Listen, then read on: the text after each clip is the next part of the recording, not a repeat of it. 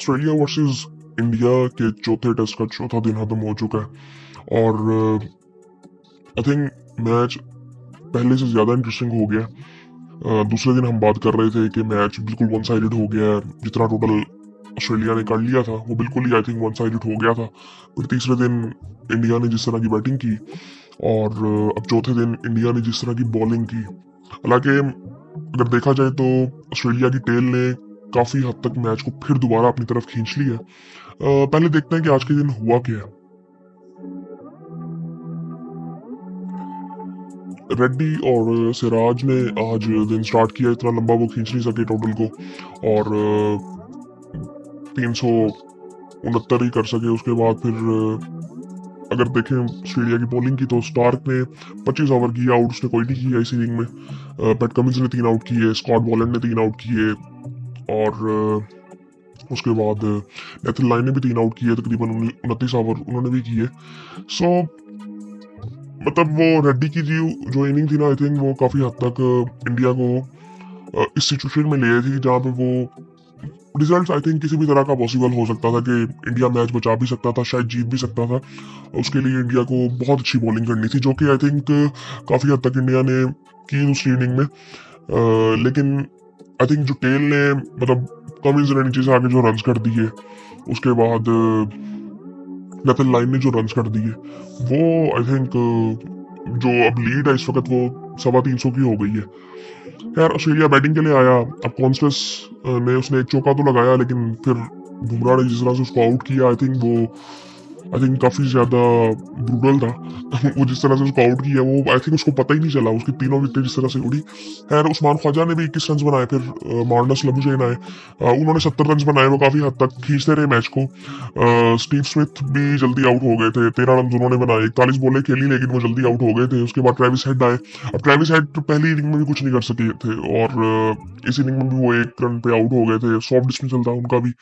और Mitchell Marsh भी out हो गए थे 0 पे। फिर मिचेल मार्श की अब भी जो परफॉर्मेंसेज है ना वो अलार्मिंग है जरा, क्योंकि ये आई थिंक ये चौथा टेस्ट मैच है तो 8वीं इनिंग है, तो कोई ऐसी कोई परफॉर्मेंस है नहीं उसकी। सो आई थिंक उसको खुद देखना है अब थोड़ा सा। मे भी अब ऑस्ट्रेलिया मेरे ख्याल से आखिरी मैच में तो नहीं सोचेगा कि इसको भी उठा दिया जाए, लेकिन आई थिंक 8 इनिंग हो गई है और 8 इनिंग हो जाए तो हमारे यहाँ पे तो एशिया में तो ऐसी बातें शुरू हो जाती हैं, पता नहीं क्या हो गया। यहाँ पे तो सीरीज एक है और 8वीं इनिंग है, तो कोई ऐसी परफॉर्मेंस नहीं है मार्श की। हेड की भी दूसरी हो गई है, अब हेड मतलब वो ऐसे आउट हो रहा है जिस तरह आई थिंक सॉफ्ट डिसमिसल ही लग रहा है आई थिंक। और उसके बाद अगर देखें तो पैट कमिंस ने नीचे से आके जो पार्टनरशिप की ना लबुशेन के साथ, वो ऑस्ट्रेलिया को काफी ऊपर ले गई। मतलब 91 पे 6 आउट थे, 85 पे 5 आउट, 91 पे 6 आउट थे, अब 228 कर लिया है ऑस्ट्रेलिया ने। पैट कमिंस ने 41 दूसरी इनिंग में भी किया, उसने पहली इनिंग में भी ना रन्स किए थे, पहली इनिंग में पैट कमिंस ने 49 किए थे। सो अब ये जो नीचे से रन्स हो रहे हैं ना, आई थिंक ये टेल सिर्फ इस मैच की नहीं, आई थिंक वो वहां पे भी ऐसे ही हुआ था। पाकिस्तान वाला मैच भी बहुत ज्यादा इंटरेस्टिंग हो गया। शुरू में उनकी भी पार्टनरशिप लग गई थी, अब उनके 8 आउट तो हो गया लेकिन अब 30 रन रह गए। रबाडा और जेंसन खड़े हैं, उन्होंने भी 2-3 चौके लगा दिए। सो मैच वो भी बड़ा फंसा हुआ है, लंच हुआ हुआ इस वक्त, और वो भी मैच बड़ा इंटरेस्टिंग हुआ हुआ है। और आई थिंक जो इमोशंस उस वक्त वहां पे थे ना ग्राउंड में, आई थिंक वो साउथ अफ्रीका की ऑडियंस का भी वही हाल होता है जो कि पाकिस्तानी ऑडियंस का होता है कई दफा। सो आई थिंक वो इमोशनली हम लोग काफी हद तक सिमिलर लगते हैं। खैर अब जो इस वक्त सिचुएशन है वो, अब मिचेल स्टार्क भी रन आउट हो गया था। अब अच्छा रन आउट बड़े इंटरेस्टिंग हो रहे हैं पिछले कुछ दिनों में। और नेथन लाइन को देखे तो अब वो 41 पे खड़ा हुआ है, नेथन लाइन ने भी 41 रन बना लिए। अच्छा ये जो है ना ये टीमें, नेथन लाइन, ये क्या कहते हैं, Australia, England, even south Africa भी, यार इवन अगर देखा जाए तो न्यूजीलैंड भी आप कह सकते हैं यार, ये काफी जिम्मेदारी से इनकी टेल बैटिंग करती है। अब स्कॉट बॉलैंड ने भी 65 बॉले उसने खेल ली है, वो अब ये देखे ना आप नीचे, 65 बॉले उसने खेली, 54 बॉले उसने खेली और उसने 41 रन भी बनाए नेथन लाइन ने। 90 बॉलें खेली है पैट कमिंस ने, 41 रन उसने भी बनाए। सो ये 100 रन के ही हो जाते हैं। सो पैट कमिंस के बाद ये आई थिंक पैट कमिंस के 41 रन, 41 नेथन लाइन के, वो भी नॉट आउट करा हुआ है, अब 1 विकेट पड़ी हुई है, अब 1 दिन पड़ा है। अब यहाँ से इंडिया अगर चाहे तो अच्छी बैटिंग करके जरा मैच को बचा सकता है। अब ऑस्ट्रेलिया जाहिर बात है उनकी एक विकेट है, वो कोशिश करेंगे कि जितना मैक्सिमाइज कर सके। 10-20 रन अगर जुड़ जाते हैं तो ऑस्ट्रेलिया के लिए और ज्यादा अच्छा हो जाएगा। लेकिन वो कल आते ही ना जरा मेरे ख्याल से 3-4 ओवरों में ना वो डिक्लेयर कर देंगे। कल जल्दी मैच शुरू होगा, आज भी जल्दी शुरू हुआ था मैच। और बुमराह ने क्या बॉलिंग की है। अब ये अच्छा वाइंड अप हो गई थी वैसे आज की इनिंग, आखिरी आउट भी हो गया था, केएल राहुल ने कैच पकड़ लिया था, लेकिन वो फिर नो बॉल हो गया था। अब नो बॉल बुमराह की तरफ से भी जो आ रही है ना, ये भी काफी इंटरेस्टिंग है। अब बुमराह ने 4 नो बॉलें की है आज इस इनिंग में। सो आई थिंक ये अब काफी इंटरेस्टिंग है। 4 आउट तो उसने किए। वो उसकी एक वजह ये है कि वो 4 टेस्ट मैच रेगुलरली खेल रहा है, और वो जिस तरह से वो बॉलिंग कर रहा है, इतना मतलब इतने लंबे स्पेल्स भी कर रहा है, वो सारा मतलब पिछले 2 दिन मैचों में ऐसे लगा कि वो अकेला बॉलिंग कर रहा है। इस मैच में फिर भी सिराज ने काफी बेहतर बॉलिंग की, कुछ इंपॉर्टेंट विकेट्स थी जो उसने ली। जडेजा ने एक आउट किया, कमिंस को जडेजा ने आउट किया था।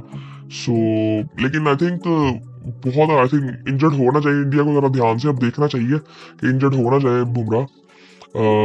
24 ओवर उसने किए हैं, 56 रन दिए हैं, 7 मेडन है, 4 विकेटें हैं, तकरीबन 2.5 की इकोनॉमी है, 4 नो बॉले।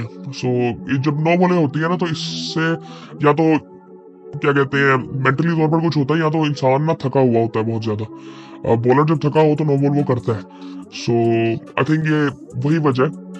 और आकाशदीप ने 17 ओवरों में 4 मेडन की है, 53 रन उसने भी दिया, आउट कोई नहीं किया इस इनिंग में। उसके भी आई थिंक कैच छूटे हैं, जायसवाल ने छोड़े हैं उसके भी कैच। सिराज ने 22 ओवरों में 4 मेडन किए, 66 रन दिए, 3 आउट उसने किए, इंपॉर्टेंट आउट थे उसके भी। और नीतीश कुमार रेड्डी ने एक ही ओवर किया है, 14 ओवर किए हैं। जडेजा ने एक आउट किया है, 33 रन दे के, 2 मेडन है। वॉशिंगटन सुंदर ने 4 ओवरों में 7 रन दिए और आउट कोई नहीं किया अभी उन्होंने। सो खैर सिचुएशन जो है ना वो बड़ी जबरदस्त हुई पड़ी है इंडिया की भी। और इंडिया अगर यहाँ से जीतना ना इंडिया को, यार ये नहीं हो सकता कि मतलब ये कह नहीं सकते कि इंडिया यहाँ से जीत नहीं सकता। जीत तो सकता है इंडिया, मतलब अगर 350 भी हम लगाते हैं, 325 इस वक्त है टारगेट। आई थिंक लीड अगर देखें हम एग्जैक्टली तो क्या है, 333 रन की लीड है। आगे कहते हैं जी अगर वो ठीक है 20-30 रन बना लेते हैं, जो कि आई थिंक मुझे लगता है आउट हो जाएंगे, कर लेंगे कल उनको आके आउट, क्योंकि नया दिन होगा तो आते ही ना जरा मुश्किल होती है। चलो 340 रन भी अगर लगाते हैं, 340 रन है, और कल मेरे ख्याल से 95 ओवर होंगे, और 5 ओवर हम कहते हैं कि चलो खेल लेते हैं। चलो अगर 85 ओवर भी लगाते हैं, 80 ओवर भी लगाते हैं, कि 80 ओवरों में इंडिया ने चेस करना है कि हाँ ठीक है 80 ओवरों में इंडिया ने 340 रन चेस करने हैं, तो किए जा सकते हैं। और वो उसमें अब एक चीज ये होगी कि ऊपर से मतलब जायसवाल को बैटिंग करनी पड़ेगी, रोहित शर्मा को भी बैटिंग करनी पड़ेगी अच्छी, रोहित शर्मा को ऊपर से करनी पड़ेगी, विराट कोहली को अच्छी करनी पड़ेगी बैटिंग, ये इन प्लेयर्स को बैटिंग अच्छी करनी पड़ेगी, फिर जाके चेज हो सकता है। जो कि आई थिंक अगर ये 300 से नीचे होता ना, वो साइकोलॉजिकली एक ना प्रेशर कम हो जाता है। लेकिन ये 300 से ऊपर है और 340 हो जाएंगे रन। सो आई थिंक 333 तो हो चुके हैं। सो अब ये मतलब किसी भी तरफ मैच जा सकता है। मैं सिर्फ एक चीज चाहता हूँ कि यार ये टेस्ट मैचेस के ना रिजल्ट आने चाहिए, जो मर्जी हो रिजल्ट चाहिए। ड्रॉ वाला ना ये चक्कर ये ठीक होता नहीं है। ये ठीक है वो टीम के लिए तो हो जाता है कि यार चलो टेस्ट मैच बचा लिया, लेकिन ड्रॉ आई थिंक रिजल्ट को इतने हाथ होता नहीं है। 5 दिन का टेस्ट मैच बंदा देखे तो उसका भी रिजल्ट ना आए, आई थिंक वो ऑडियंस के लिए आई थिंक जस्टिफाई नहीं किया कर सकते उस चीज को। बाकी आई थिंक पाकिस्तान वाला मैच भी देखते हैं, वो तो आज खत्म हो जाएगा अभी, आई थिंक इस सेशन में खत्म हो जाएगा, फिर उसमें बात करेंगे।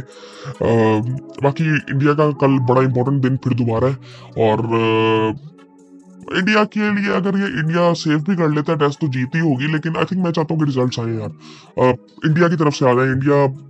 आई थिंक मैं चाहता हूँ कि रोहित शर्मा, इनके भी आखिरी 2 टेस्ट मैचेस हैं। अब ये भी न्यूज सुनने में आ रही थी कि रोहित शर्मा शायद रिटायरमेंट का ऐलान कर दें। राजीव अगरकर जो है उनके सिलेक्टर वो भी पहुंचे हैं उधर, शायद इस वजह से पहुंचे हैं वो कि उनको मना कर रहे हैं, पता नहीं ऐसे कुछ बातें चल रही हैं, पता नहीं अब वो क्या है। लेकिन खैर जो भी है सिचुएशन बड़ी आई थिंक डिफिकल्ट है इंडिया के लिए स्पेशली। लेकिन अगर रोहित शर्मा ने अच्छी बैटिंग कल कर दी तो इंडिया ये मैच जीत सकता है। और विराट कोहली का अच्छी बैटिंग करना कल बड़ा इंपॉर्टेंट है। सेव करने के लिए भी अच्छी बैटिंग करना इंपॉर्टेंट है कि आपने अगर ड्रॉ भी करना है तो। लेकिन मैं चाहूंगा कि अगर अच्छी बैटिंग करें तो इंडिया फिर जीते भी। सो बाकी फिर आपसे बाद में बात होती है।